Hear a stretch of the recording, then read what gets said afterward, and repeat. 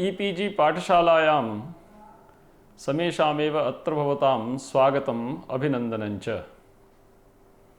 अहं सदाशिवकुमारद्विवेदी काशीहिन्दुविश्वविद्यालयस्य कलासङ्कायान्तर्गते संस्कृतविभागे साहित्यस्य प्राध्यापकोऽस्मि। इदानीम् आचार्यस्य दण्डिनः काव्यादर्शस्य प्रथमपरिच्छेदमाश्रित्य प्रवर्तमानेऽस्मिन् पाठ्यक्रमे प्रस्तूयते चतुर्थः पाठः। इतः पूर्वम् अस्माभिः तृतीयः पाठः उपस्थापितः आसीत्। तस्मिन् पाठे आचार्येण विचारिताः काव्यप्रकाराः अस्माभिः उपस्थापिताः। पद्यं गद्यं मिश्रञ्चेति। पद्यकाव्यप्रकारस्य लक्षणं भेदाश्च तत्प्रसंगेन महाकाव्यस्य लक्षणं पूर्वस्मिन् पाठे अस्माभिः विचारितम्। अस्मिन् पाठे पुनः द्वितीयस्य काव्यप्रकारस्य विवेचनं तृतीयस्य च काव्यप्रकारस्य विवेचनं विधीयते। द्वितीयः काव्यप्रकारः वर्तते गद्यकाव्यप्रकारः। गद्यकाव्यस्य लक्षणम् आचार्योऽसौ प्रस्तौति अपादपदसन्तानं गद्यं। पादरहिता पदानां सन्ततिः गद्यपदवाच्या भवति। गद्यकाव्यस्य द्वौ भेदौ आचार्येण स्वीकृतौ। कथा आख्यायिका चेति। कथा इतिहासप्रसिद्धा भवति। कथा कविप्रतिभाप्रसूता भवति। आख्यायिका च इतिहासप्रसिद्धा भवति। आचार्येण अत्र पूर्वाचार्यैः कथाख्यायिकयोर्मध्ये यः भेदः स्थापितः तस्य निराकरणं विस्तरेण विधीयते। पूर्वाचार्यैः वक्त्र्याश्रित्य एवञ्च छन्दप्रयोगमाश्रित्य एवञ्च कथानकांश संज्ञामाश्रित्य कथाख्यायिकयोर्मध्ये भेदः उपस्थापितः आसीत्। आचार्योऽसौ एवं न स्वीकरोति। एतेषां मते कथा आख्यायिका चेति द्वावपि एकस्यैव गद्यजात्याः भेदौ। अत एव उभावपि अभिन्नौ। यथा घटकलशयोर्मध्ये संज्ञा समाना वर्तते तथैव कथाख्यायिकयोर्मध्ये संज्ञापि समाना वर्तते। अतः अनयोर्मध्ये नास्ति कश्चन तात्विकः भेदः। अत एव आचार्येण उच्यते तत्कथाख्यायिकेत्येका जातिः संज्ञा द्वयाङ्किता। गद्यकाव्यस्वरूपं प्रतिपाद्य आचार्योऽसौ मिश्रकाव्यम् अत्र निरूपयति। मिश्रकाव्यमध्ये आचार्येण अत्र निरूपितास्सन्ति नाटकानि। नाटकानि उपरूपकाणि च। नाटकानि सन्ति दशसङ्ख्याकानि। रूपकाणि सन्ति दशसङ्ख्याकानि। उपरूपकाणि च अष्टादशसङ्ख्याकानि। एतेषां समेषामेव अत्र परिगणना क्रियते मिश्रकाव्यत्वेन। किन्तु एतेषां लक्षणानि यत्र आचार्येण न कृतानि सन्ति। आचार्यमते एतेषां लक्षणानि अन्यत्र निरूपितानि सन्ति। अत एव काव्यादर्शे एतेषां विवेचनं न विधीयते। मिश्रकाव्यस्य अपरः प्रकारः चम्पूकाव्यरूपेण अत्र विवेचितोऽस्ति। गद्यपद्यमयी काचित् चम्पूरित्यभिधीयते। चम्पूकाव्ये गद्यस्य पद्यस्य उभयोरपि समाना स्थितिर्भवति। अत एव चम्पूकाव्यं गद्यपद्योभयप्रधानं भवति। चम्पूकाव्यं नाटकात् भिद्यते यतोहि रूपकाणि उपरूपकाणि अभिनेयानि भवन्ति। चम्पूकाव्यम् अभिनेयं न भवति। एतत् पुनः दृश्यकाव्यं भवति। अत एव मिश्रकाव्यरूपेण अस्य परिगणना क्रियते, किन्तु एतत् स्वरूपं नाटकात् भिद्यते। आकृतिमूलकं वर्गीकरणं विधाय आचार्योऽसौ पुनरपि काव्यभेदान् उपस्थापयति। ये काव्यभेदाः इदानीम् उपस्थापिताः सन्ति ते भाषाश्रिताः सन्ति। संस्कृतं प्राकृतम् अपभ्रंशः त्रयः अत्र काव्यभेदाः आचार्येण उपस्थापिताः सन्ति। संस्कृतभाषामाश्रित्य प्रवर्तितानि काव्यानि संस्कृतकाव्यानि उच्यन्ते। संस्कृतेः जायमाना या प्राकृतभाषा तामाश्रित्य प्रवर्तितानि काव्यानि प्राकृतकाव्यानि उच्यन्ते। एवञ्च या सामान्यजनैः आभिरादिभिजनैः उक्ता भाषा अपभ्रंशभाषा तामाश्रित्य रचितानि काव्यानि अपभ्रंशपदवाच्यानि भवन्ति। प्राकृतभाषायां तद्भवः तत्समः देशीत्यादीनामपि परिगणना विधीयते। देशी भाषाप्रकारः अत्यन्तं महत्त्वपूर्णः अत्र आचार्येण बहुधा विवेचितोऽस्ति। प्राकृतभाषायाः देशीभाषाप्रकारः अत्र महाराष्ट्रीप्राकृतं महत्त्वं बिभर्ति। शौरसेनी, गौडी, लाटीया, आवन्तिका इत्येतेऽपि सन्ति देशीभाषाप्रकारस्यास्य भेदाः। ते सर्वेपि आचार्येण अत्र उल्लिखिताः। अतः परं भाषाश्रितं प्रबन्धकाव्यस्वरूपम् आचार्येण उपकल्प्यते। सर्गबन्धस्य रचना संस्कृतभाषाम् आश्रित्य एव विधीयते। प्राकृतभाषायां विधीयते स्कन्धकादीनां रचना। स्कन्धको हि नाम प्राकृतभाषायां प्रयुक्तः कश्चन छन्दविशेषः। स्कन्धकछन्दसि उपनिबद्धं काव्यं प्राकृतभाषायाम् उपनिबध्यते। ओसरछन्दसि उपनिबद्धं काव्यम् अपभ्रंशभाषायां विरच्यते। इत्येवं प्रकारेण भाषाश्रितं काव्यप्रकाराः आचार्येण अत्र विस्तरेण विवेचिताः। अतः परम् आचार्येण गद्यप्रबन्धे केषां विषयाणां समावेशः स्यात् इत्यपि विस्तरेण विचारितोऽस्ति। आचार्यस्य अत्र मतं वर्तते यत् सर्गबन्धे ये विषयाः उपनिबध्यन्ते तेषामेव विषयाणां गद्यप्रबन्धेऽपि उपनिबन्धनं स्यात्। अन्ते तावत् विनियोगमाश्रित्य आचार्योऽसौ दृश्यश्रव्यत्वभेदेन द्विविधं काव्यं विभिनक्ति। एकं तत्र भवति दृश्यकाव्यं, द्वितीयं तत्र भवति श्रव्यकाव्यम्। इत्थम् असौ चतुर्थः पाठः काव्यभेदान् आश्रित्य प्रवर्तमानः दृश्यते। इदानीं विस्तरेण उपस्थापनम् अस्माभिः विधीयते। गद्यकाव्यप्रकाराः। आचार्यो दण्डी त्रिषु काव्यप्रकारेषु पूर्वं गद्यं निरूपयति। तत्क्रमेणासौ महाकाव्यस्य लक्षणं विस्तरेण निरूप्य उद्देशक्रमेण गद्यं लक्षयत्येवम्। अपादः पदसन्तानो गद्यमाख्यायिका कथा इति तस्य प्रभेदौ द्वौ तयोराख्यायिका किल। नायकेनैव वाच्यान्या नायके नेतरेण वा सगुणा विष्क्रियादोषो नात्र भूतार्थसञ्चिनः। अपादः पदसन्तानः गद्यं भवति। न विद्यते पादः छन्दस्सु लक्ष्यमाणा गणमात्रया निबद्धा पादव्यवस्था यस्मिन् सः अपादः। तादृशः सुप्तिगन्तानां पदानां चयः समूहः गद्यं भवति। गद्यकाव्ये पदानां समूहः चरुणादिषु अभिभक्तो भवति। गद्यकाव्यरचनायां कवयः चरणव्यवस्थया अनियन्त्रिताः स्वातन्त्र्येण वर्णनीयविषयस्य उपस्थापने विस्तरेण प्रवर्तन्ते। कथाख्यायिकयोः लक्षणमिदानीम् उपस्थाप्यते गद्यकाव्यप्रकारभेदरूपेण। गद्यप्रबन्धस्यास्य प्राधान्येन द्वौ प्रभेदौ वर्तेते। आख्यायिका कथा चेति। आख्यायिका इतिवृत्तस्य संवाहकेन प्रधानपुरुषेण नायकेन स्वमुखेन आख्येया भवति, न पुनः केनापि अन्येन तदितरेण इतिवृत्तस्य पात्रेण। अतएव आख्यायिकायाः वक्ता नायको भवति। कथायां पुनः इतिवृत्तस्य कस्यचिदंशस्य स्वमुखेन उपस्थापनं भवति। कस्यचिदंशस्य उपस्थापनम् इतिवृत्तगतेन केनापि पात्रविशेषेण। आख्यायिकावत् कथायाः सम्पूर्णस्यापि इतिवृत्तस्य उपस्थापनं नायकेन न विधीयते। इदमेव अस्ति वैलक्षण्यं कथाख्यायिकयोः वक्तृभेदकृतम्।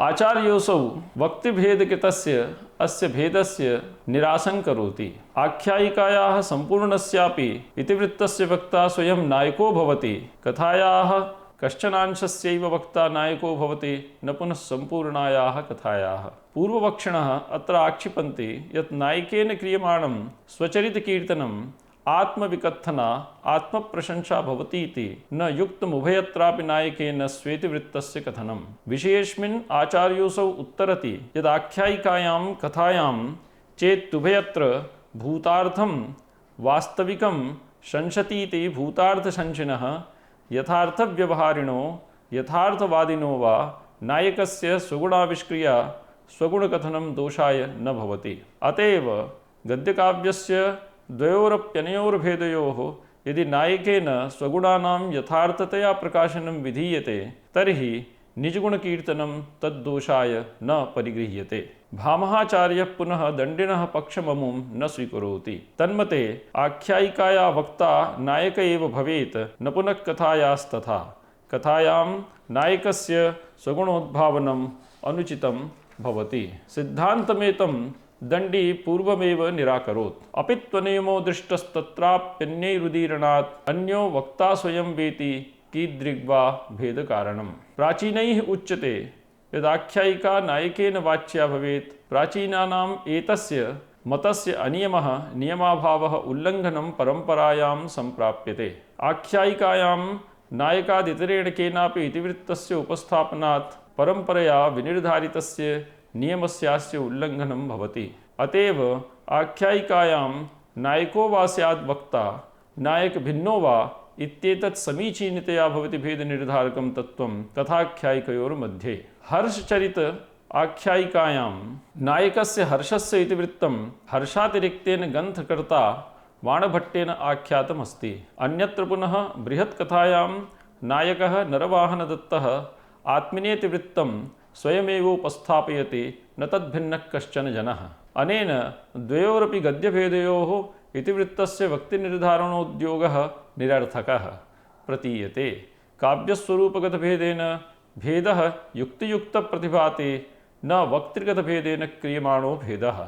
एवंविधभेदाधारस्वीकरणेन काव्यभेदानाम् अनन्तता भविष्यति इत्यस्ति आचार्यस्य दण्डिनः सिद्धान्तः। छन्दप्रयोगकृतभेदस्य निरासः इदानीं क्रियते आचार्येण।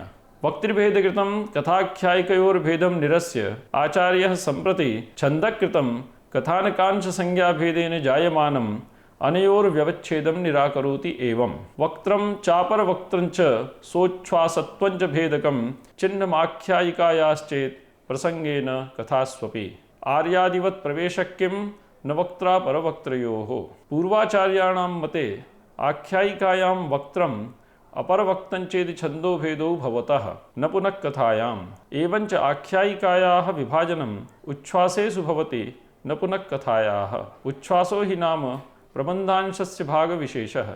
भेदकं नाम कथातः आख्यायिकाभेदप्रत्यायकं चिह्नम्। आचार्यो दण्डी उभावप्येतौ कथाख्यायिकयोः भेदनियामकौ छन्दोविशेषसहितत्वं सोच्छ्वासत्वं चेति निरस्यति। आचार्यमते वक्त्रापरवक्त्रयोः छन्दसभेदयोः समावेशात् यदि कथातः आख्यायिका भिद्यते तर्हि कथायामपि वक्त्रापरवक्त्रयोः छन्दसो प्रयोगः प्रवेशो वा आर्यावृत्तैव भवत्येव। अतएव वक्त्रापरवक्त्रयोः उपस्थितिः यदि आख्यायिकायाः लक्षणं स्वीक्रियते तर्हि एतल्लक्षणं कथायामपि प्रकारान्तरेण क्वचित् प्रवृत्तः स्यात्। अनेन कथा दोषास्पदं न भवति न च विघटते कथायाः कथात्वं कथमपि। कथा वक्त्रापरवक्त्रशून्या भवति विषयेऽस्मिन् नोपलभ्यते आर्षं प्रमाणं न च कविपरिपाटी। अतएव साहित्यदर्पणे विश्वनाथेन उच्यते आर्या वक्त्रापवक्त्राणां छन्दसा येन केनचित्। वक्त्रछन्दसः लक्षणं वृत्तरत्नाकरे दत्तं वर्तते। वक्त्रं नाद्यान्नसौ स्याताम् अब्धेर्यो नुष्टुभिख्यातम्। अस्मिन् प्रथमाक्षरतः परं नगणसगणौ न भवतः। चतुर्थाक्षरतश्च परं यगणप्रयोगः अवश्यं भवति। वृत्तरत्नाकरे अपरवक्तछन्दसः लक्षणमेवमस्ति। अयुजि ननरला गुरुः समे तदपरवक्त्रमिदं नजौ जरौ। अपरवक्तछन्दसि पुनः विषमपादयोः द्वौ नगणौ एकः रगणः लघुगुरुवर्णौ च भवतः। समपादयोः पुनः एकः नगणः द्वौ जगणौ एकश्च रगणः भवति। कथायां वक्त्रापरवक्त्रवदुपस्थितस्य आर्येति जातिछन्दसः लक्षणम् एवं कुर्वन्ति छन्दश्शास्त्रविदः। यस्याः पादे प्रथमे 12 मात्रास्तथा तृतीयेऽपि 18 द्वितीये चतुर्थके 15 सा आर्या। इदानीं कथानकांश संज्ञाकृतभेद निरासः प्रस्तूयते। छन्दप्रयोगकृतं भेदं निरस्य आचार्योऽसौ कथानकांश संज्ञाकृतं भेदं निरस्यत्येवं। भेदश्च दृष्टो लम्भादि उच्छ्वासो वास्तु किं ततः। भेदश्च दृष्टो लम्भादिः उच्छ्वासो वास्तु किं ततः। उच्छ्वासः प्रबन्धांशस्य भागविशेषस्य नियामिका संज्ञा। भेदः कथातो आख्यायिका भेदप्रत्यायकं चिह्नम्। आचार्यो दण्डी सोच्छ्वासत्वं गद्यभेदयोरनयोः भेदकं न स्वीकरोति। कथाख्यायिकयोः एकजातिमत्वम् इदानीं प्रतिपादयति आचार्यः। कथाख्यायिकयोर्लक्षणविसङ्गतिं निवार्य आचार्यो दण्डी स्वमतम् उपस्थापयति एवं। तत्कथाख्यायिकेत्येका जातिस्संज्ञाद्वयाङ्किता। अत्रैवान्तर्भविष्यन्ति शेषाश्चाख्यानजातयः। तस्मात् कथाख्यायिकयोर्मध्ये स्वरूपवैलक्षण्याभावात् कथा आख्यायिका चेति गद्यरूपैकधर्मत्वेन एका जातिः। उभावप्येतौ घटकलशवत् संज्ञाद्वयेन नामद्वयेन वा अंकितौ चिह्नितौ पूर्वाचार्यैः। संज्ञाभेदेनात्र संज्ञिनिभेदः नोपजन्यते। अतः गद्यभेदयोरनयोः मध्ये भेदनियामकस्य धर्मस्य प्रायेण अनुपस्थितत्वात् उभावपि गद्यैकजातित्वेन समानौ। अग्निपुराणे एवमुपलभ्यते कथाख्यायिकयोर्भेदोल्लेखः पंचप्रकारकः। आख्यायिका, कथा, खण्डकथा, परिकथा तथा कथानिकेति मन्यन्ते। गद्यकाव्यञ्च पंचधा। हेमचन्द्रस्य काव्यानुशासनेऽपि भेदाः एते समुपलभ्यन्ते। इत्थं न मन्यते दण्डी भेदानाम् एतेषां पृथक् निदर्शनम्। शृङ्गारप्रकारस्य 11 प्रकाशे शव्यप्रबन्धभेदरूपेण आख्यायिकायाः भेदाः सन्ति। उपाख्यानम्, आख्यानं, निदर्शनं, प्रभल्लिका, मधुल्लिका, मणिकुल्या। तत्रैव कथायाः भेदाः सन्ति उपवर्णिताः। परिकथा, खण्डकथा, उपकथा, बृहत्कथा चेति। एवं कथाख्यायिका व्यतिरिक्तानां सर्वासामपि पूर्वाचार्यैः निदर्शितानां गद्यप्रबन्धभेदानां कथाख्यायिकयोरेव भवति समावेशः। इदानीं गद्यप्रबन्धविषयः उपस्थाप्यते। कथाख्यायिकादीनां गद्यप्रबन्धप्रकाराणाम् एकरूपताम् अभेदं वा प्रतिपाद्य आचार्येणानेन तत्र प्रतिपादितानां विषयाणां विचारः इत्थं प्रस्तूयते। कन्याहरणसंग्राम विप्रलम्भोदयादयः सर्गबन्धसमा एव नैते वैशेषिका गुणाः। गद्यप्रबन्धे परम्पराप्रसिद्धाः काव्यमात्रसाधारणविषयाः कविभिः उपस्थाप्यन्ते। गद्यप्रबन्धे महाकाव्यवत् अव्यूढायाः अजातविवाहसंस्कारायाः कन्यायाः बलात्पुरुषविशेषे प्रतिपादनं, राक्षोस्द्वाहवद् हठाद्ग्रहणं, रामरावणयोः समसंग्रामः, रामस्य खरदूषणत्रिशरोभिः विषमसंग्रामः, महेश्वरार्जुनयोः समविषमो वा संग्रामः, समरकर्म, तस्य पूर्वानुरागं, चतुर्विधः विप्रलम्बशृङ्गारः, तदनन्तरं जायमानस्य संभोगशृङ्गारस्य, शशिदिवाकरयोः नायकस्य वा उत्कर्षस्य वर्णनं भवति। आदिपदेनात्र पूर्वपर्वतकाननादीनां वर्णनं गृह्यते। गद्यप्रबन्धस्य, सर्गबन्धस्य, महाकाव्यस्य च समानाः साधारणा एते विशेषाः काव्यमात्रसाधारणाः भवन्ति। काव्ये कविभिः विनिवेशितानि विशिष्टानि कथातो आख्यायिकायाः भेदनियामकानि क्वचित् चिह्नानि भवन्ति। कवेरभिप्रायकृतैः कथनैः कैश्चिदङ्किता इत्येतद्भामः वचनम् आचार्योऽसौ निरस्यत्येवं। कविभावकृतं चिह्नम् अन्यत्रापि न दुष्यति। मुखमिष्टार्थसंसिद्ध्यै किं हि न स्यात् कृतात्मनाम्। कवेर्भावः अभिप्रायविशेषः। तदिदकृत्य आख्यायिकायां विनिवेशितं चिह्नं कथायाः आख्यायिकातः भेदनियामको न भवति। आचार्यमते तदेतच्चिह्नम् आख्यायिकातो अन्यत्र कथायामपि यदि विनिवेश्यते तर्हि दोषयुक्तं न भवतीति। अत्र कवेरभिप्रायाधीनता हेतुः। आचार्योऽसौ कथयति यत् कृतात्मनः ये विद्वांसः वर्तन्ते ते पुनः स्वेष्टार्थसंसिद्ध्यै मङ्गलाद्यभिप्रेतार्थसम्पादनाय स्वेच्छया किमपि आरम्भविशेषं मुखम् उपायम् आचरन्ति। अभीष्टसम्पादनार्थं कवयः निरङ्कुशाः भवन्ति। स्वेच्छया ग्रन्थस्य निर्विघ्नसमाप्तिरूपं स्वाभीष्टं परम्परायाश्च ग्रन्थस्य प्रतिष्ठापनम् अभिकल्प्य चिह्नविशेषस्य विनिवेशनं सर्वेष्वपि काव्यप्रकारेषु कर्तुं शक्नुवन्ति कवयः। महाकाव्येषु चिह्नान्येतानि सन्दृश्यन्ते। शिशुपालवधे प्रतिसर्गान्तश्लोकेषु श्रीः इत्यस्य शब्दस्य किरातार्जुनीये च लक्ष्मीः इत्यस्य शब्दस्य विनिवेशनं कवेरभिप्रायविशेषाभिव्यञ्जकं भवति। शिशुपालवधम् एवं श्रेयङ्कं किरातार्जुनीयञ्च लक्ष्म्यङ्कम् उच्यते। इदानीं तृतीयः आकृतिमूलककाव्यप्रकारः विवेच्यते। मिश्रकाव्यं। गद्यं पद्यञ्च व्याख्याय आचार्योऽसौ मिश्रकाव्यं निरूपयत्येवं। मिश्राणि नाटकादीनि तेषामन्यत्र विस्तरः गद्यपद्यमयी काचित् चम्पूरित्यभिधीयते। नाटकादीनि दृश्यकाव्यानि गद्यपद्योभयरूपत्वात् मिश्रसंज्ञकानि भवन्ति। आदिपदेनात्र प्रकरणादिरूपकाणां दशभेदानां नाटिकाद्युपरूपकाणाम् अष्टादशभेदानां च ग्रहणं भवति। एतानि सर्वाण्यपि मिश्रपदवाच्यानि भवन्ति। मिश्रकाव्यस्य भेदरूपेण चम्पूकाव्यस्यापि अत्र प्रतिपादनं विधीयते। चम्पूकाव्यं नाटकादिभिः भिन्नस्य श्रव्यकाव्यस्य कश्चन भेदः मिश्रकाव्यरूपं भवतीति आचार्यः श्रव्यमिश्रस्य तस्य लक्षणं विदधाति एवं। गद्यपद्यमयी काचित् चम्पूरित्यभिधीयते। चम्पयति चम्पति वा इति चम्पूः। चुरादिगणस्य चपि धातोः उ इति प्रत्ययस्य योगेन चम्पूशब्दः निष्पद्यते। चमत्कृत्य पुनातिसहृदयान् विस्मृतीकृत्य प्रसादयति यत् काव्यं तत् चम्पूरित्यभिधीयते। चम्पूकाव्यं गद्यपद्यमयं भवति। गद्यपद्यमयत्वेन अस्मिन् गद्यपद्ययोरुभयोः समानुपातिकं प्राचुर्यम् अभिलक्ष्यते। मिश्रकाव्यस्य चम्पूः इत्यस्मिन् श्रव्यकाव्यप्रकारे पद्यानां प्राचुर्यं गद्यसमकक्षतया भवति। यद्येवं न भवेत् तर्हि आख्यायिकायां चम्पूः इत्यस्य मिश्रकाव्यलक्षणस्य अतिव्याप्तिर्भविष्यति। तत्रापि किञ्चित् पद्यसमभावात्। मिश्रत्वं गद्यपद्ययोः समभावेन प्रायेण समानुपातेन विद्यमानात् सम्भवति, नान्यथा आख्यायिकावत् असमानुपातेन विद्यमानात्। अत एव आख्यायिकादीनां मिश्रसंज्ञकता चम्पूपदाभिधानत्वं वा न सम्भवति। काचिदित्यनेन उच्यते यद् विशिष्टस्वरूपा कथाशरीरा मिश्रजातिः चम्पूः इति भवति। अत एव काचित् पदप्रयोगेण सर्वः गद्यपद्यमयः प्रबन्धः चम्पूर्भवितुं नार्हति।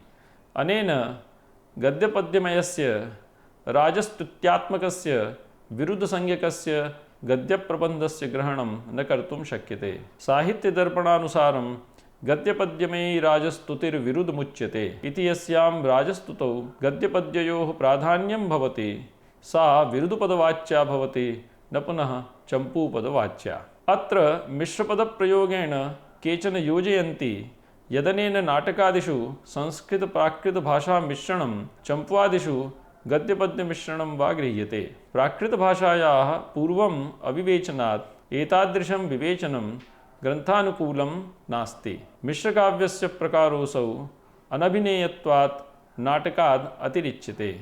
अतः चम्पूकाव्ये प्राधान्यं भवति दीर्घसंवादात्मकस्य उक्तिप्रत्युक्तिशून्यस्य इतिवृत्तस्य। एतदितिवृत्तं पात्रद्वयमाध्यमेन स्वयं कविना वा उपवर्ण्यते। अत्र नाटकवद् अनभिनेयस्य कथाभागस्य संसूचकाः विष्कम्भादयो न भवन्ति। त्रिविक्रमभट्टस्य नलचम्पू, भोजराजस्य रामायणचम्पू इत्यादयः चम्पूकाव्यरूपेण प्रसिद्धाः सन्ति।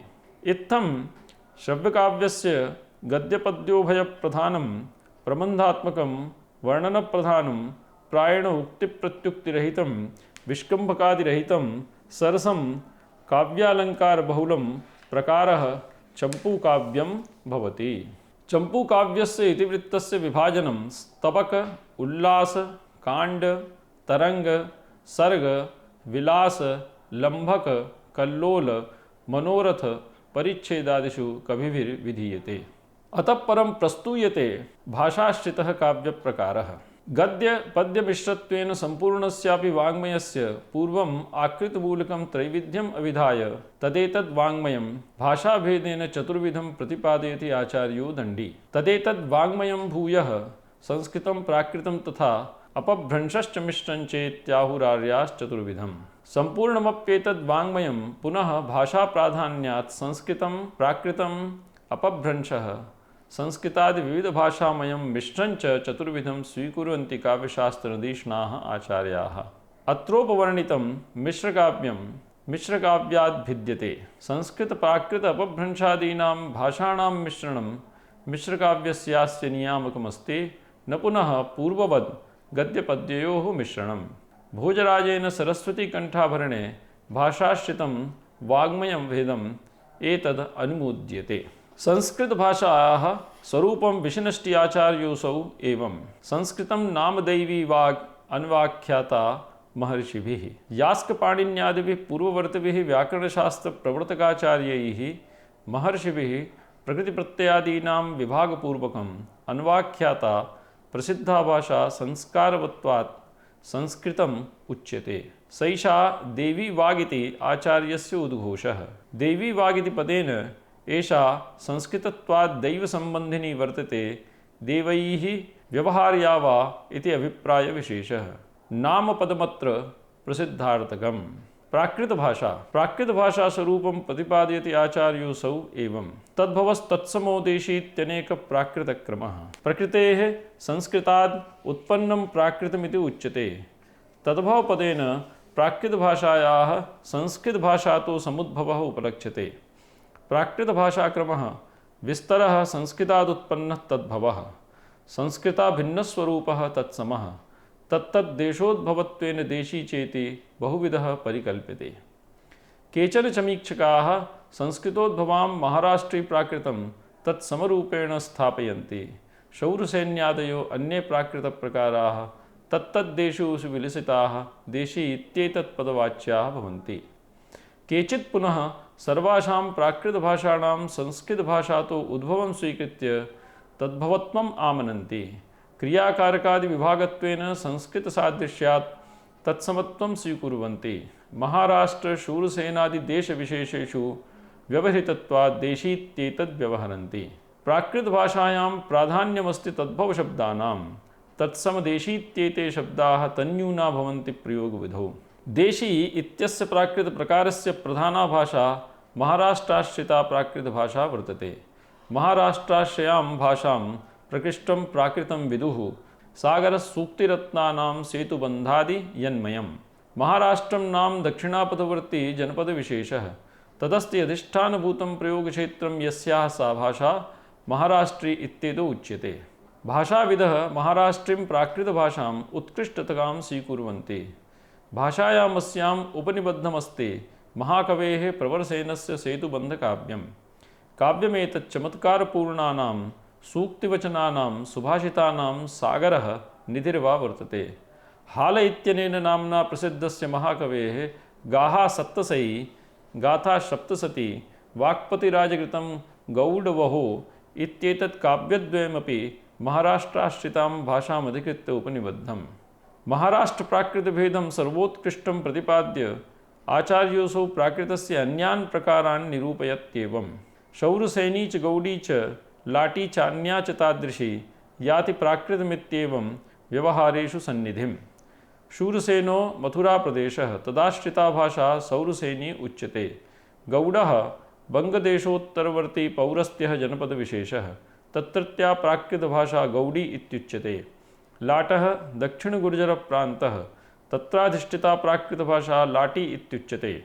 तादृशी एतत् तृतीयसदृशाः अन्याः मागधी आवन्तिका प्राच्या इत्यादयो प्राकृतभाषाभेदाः देशविशेषाश्रिताः व्यवह्रियन्ते। व्यवहारेषु सन्निधिम् इत्यस्य अर्थो भवति यदेते प्राकृतभेदाः नाट्यशास्त्रसाहित्यशास्त्रादिषु कविभिः प्रयोगं सन्निधिम् उपयान्ति। अतएव देशनामोपलक्षिताः सर्वा भाषाः काव्यशास्त्रपरम्परायाम् अन्यत्र वा प्रायेण प्राकृतम् इत्यनया संज्ञया व्यवह्रियन्ते। अपभ्रंशभाषा प्राकृतभाषायाः भेदान् निरूप्य आचार्यः अपभ्रंशं निरूपयत्येवम्। आभीरादिगिरः काव्येष्वपभ्रंश इति स्मृताः। शास्त्रेषु संस्कृतादन्यत् अपभ्रंशतयोदितम्। गद्यपद्यमिश्रात्मकेषु काव्यनाटकादिषु म्लेच्छजातिविशेषैः आभीरैः गोपैः तदसदृशैश्च यमनतुरस्कादिभिः व्यवहृता गिरः भाषाः उपभाषाश्च अपभ्रंशशब्देन व्यवह्रियन्ते। लोकाश्रितोऽस्त्येव अपभ्रंशभाषा विभागः। संस्कृतभाषायां पुनः भाषायाः द्वावेव भेदौ प्रसिद्धौ संस्कृतम् अपभ्रंशश्च। काव्येतरेषु व्याकरणादिषु शब्दशास्त्रेषु संस्कृतात् भिन्नः सर्वोऽपि भाषाप्रपञ्चः अपभ्रंशतया उच्यते। पातञ्जलमहाभाष्ये भाषायाः प्रकारद्वयमेवं सङ्केतयति आचार्यः।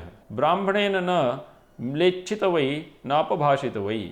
म्लेच्छो हवा यदेश अपशब्दः। म्लेच्छा मा भूम इत्यध्येयं व्याकरणम्। अत्र म्लेच्छो हि नाम व्याकरणशास्त्रज्ञानरहितत्वेन अपशब्दप्रयोगाभ्यासिकः जनः। अपभ्रंशभाषा नास्ति कस्यापि देशविशेषस्य भाषा। शैथा जातिभाषात्वेन प्रसिद्धास्ति। जातिर्हि वर्गविशेषः।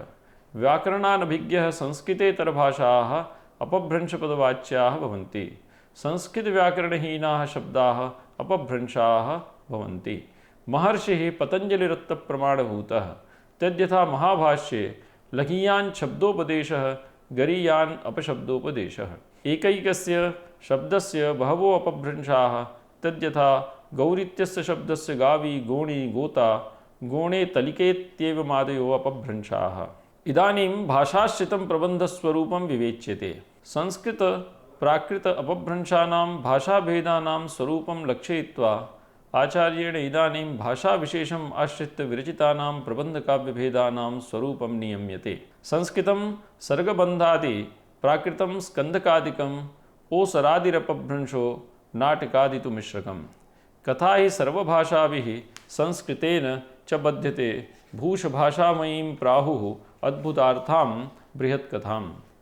सर्गबन्धपदेन पूर्वलक्षितं महाकाव्यं गृह्यते। तत् महाकाव्यमस्ति आदौ येषां ते पद्यभेदाः खण्डकाव्यसङ्घातादयोऽप्यत्र सङ्गृह्यन्ते। एतत् सर्वमपि काव्यजातं संस्कृतभाषायाम् उपनिबध्यते। एतदतिरिक्तं स्कन्धकः छन्दोविशेषः, तेन रचितं काव्यं स्कन्धकं प्राकृतभाषायां प्रणेतव्यम्। स्कन्धकादिकम् इत्यत्र आदिपदेन गलितकादिप्राकृतछन्दसां ग्रहणं भवति। तदुक्तमाचार्येण केनापि छन्दसा स्कन्धकेनैतत् क्वचित् गलितकैरपि। प्राकृतभाषायां विरचितस्य महाकाव्यस्योदाहरणं वर्तते सेतुबन्धमहाकाव्यं, यस्य रचना स्कन्धकछन्दो विशेषमवलम्ब्य जाता अस्ति। अपभ्रंशभाषायां विरचितानां काव्यानां रचना ओसरः इत्येतत् छन्दो विशेषमवलम्ब्य कविभिः क्रियते। काव्येऽस्मिन् परिच्छेदानां संज्ञा कडवक इति भवति। अपभ्रंशभाषायां विरचितस्य काव्यस्य उदाहरणं वर्तते प्रेमचन्द्रशर्मणा विरचितं कर्णपराक्रमकाव्यं। नाटकादीनि 10 रूपकाणि, नाटिकादीनि च 18 संख्याकानि उपरूपकाणि मिश्रम् इति संज्ञया व्यवह्रियन्ते। मिश्रमित्यनेन पदेन नानाभाषाभिर्मिश्रितः काव्यप्रकारोऽत्र अभिलक्ष्यते। संस्कृतभाषया विविधभाषाश्रितं नाटकं विधेयम् इत्यपि अत्र संसूच्यते। इदानीं गद्यप्रबन्धभाषाविचारः प्रस्तूयते। नाटकादिषु भाषाप्रयोगमुपदिश्य आचार्यो दण्डी सम्प्रति गद्यकाव्यस्य कथा इत्यस्य भाषाविचारं प्रस्तौत्येवं। कथा हि सर्वभाषाभिः संस्कृतेन च बध्यते। भूतभाषामयीं प्राहुः अद्भुतार्तां बृहत्कथां। कविप्रतिभैकप्रसूता कथा कविभिः सर्वास्वपि भाषासु उपनिबध्यते। संस्कृतभाषायामपि उपनिबध्यते। एवं भाषोपनिबन्धनिदृशा कथा द्विप्रकारा भवति। संस्कृतभाषया प्राकृतभाषया वा निबद्धा। संस्कृतभाषायाम् उपनिबद्धायाः कथायाः उदाहरणमस्ति बाणभट्टस्य कादम्बरी। प्राकृतभाषायाम् उपनिबद्धा कथा वर्तते गुणाढ्यकविना विरचिता बृहत्कथा। बृहत्कथायाः रचना भूतभाषायाम् अभवत्। भूतभाषापदेन पैशाची प्राकृतभाषा गृह्यते। तामेतां बृहत्कथां प्रशंसति आचार्यो दण्डी। एतन्मते बृहत्कथा अद्भुतार्था अस्ति। अद्भुतार्थपदेन बृहत्कथायाः विस्मयावह कथावस्तुघटित्वम् अभिलक्ष्यते। बृहत्कथा मूलरूपेण सम्प्रति नोपलभ्यते। तस्याः अनुवादाः बृहत्कथामञ्जरी कथासरित् सागरादयः सम्प्रति प्रसिद्धा एव। इदानीं विनियोगमाश्रित्य काव्यस्य प्रकारौ विवेच्येते। दृश्यश्रव्येति काव्यप्रकारौ। भाषाश्रितं प्रबन्धभेदमुपलक्ष्य आचार्योऽसौ दृश्यश्रव्यभेदेन प्रबन्धदैविध्यं निरूपयत्येवम्। लास्यच्छलितशल्यादि प्रेक्षार्थमितरत् पुनः श्रव्यमेवेति सैषापि द्वयी गतिरुतारिता। लास्यं छलितं शल्या इत्यादयः काव्यप्रकाराः प्रेक्षार्थं भवन्ति। प्रेक्षा सामाजिकैर्दृश्यः अर्थः प्रधानं प्रयोजनमस्ति यस्य तद्दृश्यं प्रेक्षार्थं भवति। लास्यं शृङ्गाररसप्रधानं स्त्रीनृत्यं, छलितं पुरुषनृत्यं, शल्या मस्तके करविन्यासपूर्वकं नृत्यमुच्यते। भाले हस्तं समावेश्य नृत्यं शल्येति कीर्तितं। शृङ्गारप्रकाशे भोजराजः। आदिपदेन अत्र ताण्डव हल्लीसक रासकानां परिग्रहो भवति। इतरत् लास्यादिदृश्यकाव्यात् भिन्नं महाकाव्यादिकं पुनः श्रव्यं भवति श्रवणमात्र विषयत्वात्। श्रव्यकाव्यस्यास्य लक्षणं भोजराजेन सरस्वतीकण्ठाभरणे निरूपितमस्ति। पुनृत्यं छलितं विदुः इत्यनेन मालविकाग्निमित्रस्य प्रथमाङ्कस्य तृतीयपद्याभिनयः छलितं वर्तते। इत्थं काव्यादर्शमाश्रित्य प्रवर्तितेऽस्मिन् चतुर्थे पाठे अस्माभिः आकृतिमूलकः गद्यप्रकारभेदः आदौ विवेचितः। अपादः पदसन्तानं गद्यम्। अस्य गद्यप्रकारस्य द्वौ भेदौ वर्तेते। एकः कथा, अपरा च आख्यायिका। कथा कविप्रतिभाप्रसूता भवति, आख्यायिका च इतिहासप्रसिद्धा भवति। कथायाम् इतिवृत्तं सर्वथा कविप्रतिभाप्रसूतं भवति। आख्यायिकायाम् इतिवृत्तम् इतिहासोद्भवं भवति। इत्यस्ति अनयोर्द्वयोरेव मध्ये वृत्तमाश्रित्य प्रधानः भेदः। अतः परं छन्दप्रयोगकृतः यः भेदः पूर्ववर्तिभिः आचार्यैः अनयोर्मध्ये विवेचितोऽस्ति तस्यापि निराकरणम् आचार्येण विधीयते। वक्तापरवक्त्रयोः छन्दसोः प्रयोगः विधीयते आख्यायिकायां। कथायां पुनः आर्याछन्दसप्रयोगः विधीयते। आचार्यो दण्डी कथयति यत् छन्दसः भेदेन अनयोर्भेदः परिकल्पितुं न शक्यते। वक्तापरवक्त्राणां छन्दसां प्रयोगः कथायामपि कर्तुं शक्यते, आर्याछन्दसप्रयोगः आख्यायिकायाम्। एवं छन्दप्रयोगकृतं भेदम् आचार्योऽसौ अत्र निरस्यति। अतः परं कथानकांश भेदसंज्ञाकृतं भेदमपि आचार्येण अत्र विस्तरेण निरस्ताः। अतः परम् आकृतिमूलकस्य काव्यप्रकारस्य यः तृतीयः प्रकारः मिश्रकाव्यं तस्य लक्षणमस्मिन् पाठे अस्माभिः निरूपितमस्ति। मिश्रमध्ये आचार्येण 10 रूपकाणि 18 उपरूपकाणि च परिगण्यन्ते। मिश्रस्य अपरभेदोऽस्ति चम्पूकाव्यम्। चम्पूकाव्यस्य लक्षणमत्र आचार्यः करोति। गद्यपद्यमयी काचित् चम्पूरित्यभिधीयते। यानि नाटकानि वर्तन्ते, यानि च नाटिकादीनि उपरूपकाणि वर्तन्ते, तेषां काव्यादर्शे विवेचनं नोपलभ्यते। यतो हि एतेषां विस्तरेण विवेचनम् अन्येषाम् आचार्याणां ग्रन्थेषु उपलभ्यते। चम्पूकाव्यस्य विवेचनम् आचार्योऽसौ अत्र विदधाति। चम्पूकाव्यं गद्यपद्यमयं भवति। अतः अत्र गद्यस्य पद्यस्य च समानुपातिका स्थितिर्वर्तते। चम्पूकाव्यं रूपकाद् भिद्यते।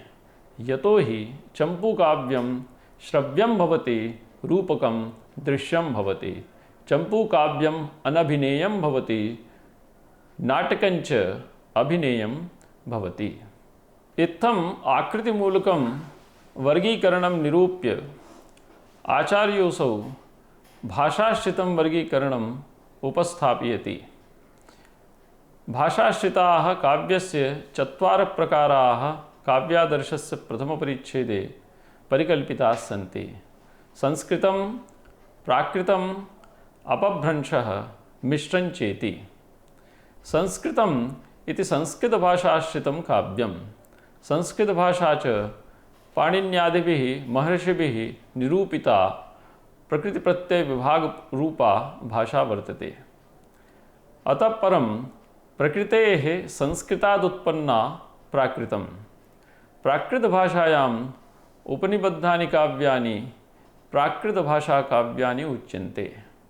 प्राकृतभाषायां तदभवः तत्समः देशीत्येते भेदाः आचार्येण अत्र परिकल्पिताः।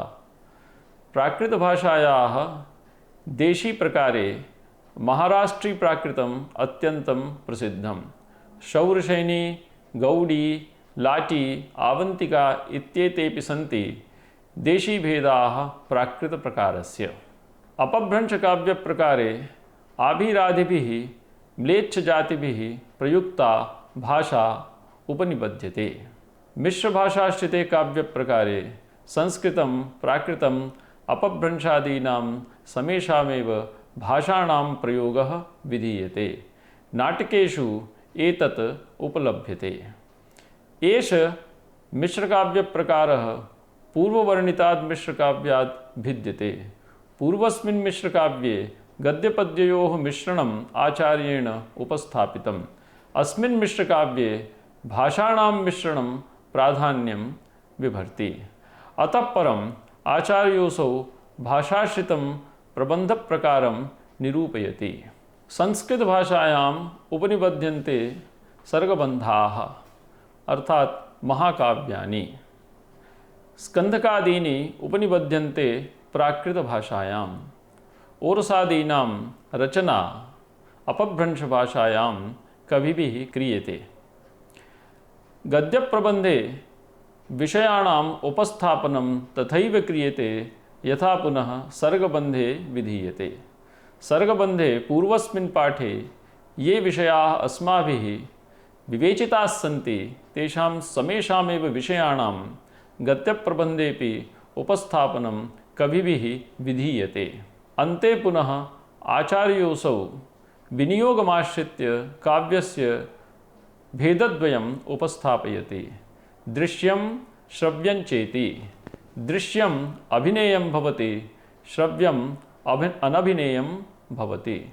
लास्यं छलितम् इत्यादिकं दृश्यं भवति, एवञ्च श्रव्यं भवति महाकाव्यादिकम्। एवं प्रकारेण सर्वेपि काव्यप्रकाराः आचार्येण अत्र परिगणिताः सन्ति। पूर्वस्मिन् पाठे पद्यप्रकारम् उपस्थाप्य आचार्योऽसौ गद्यकाव्यभेदं, मिश्रकाव्यभेदं, भाषाश्रिताः काव्यप्रकाराः एवञ्च विनियोगाश्रितौ उभावपि काव्यप्रकारौ अत्र विस्तरेण उपस्थापयति। धन्यवादाः।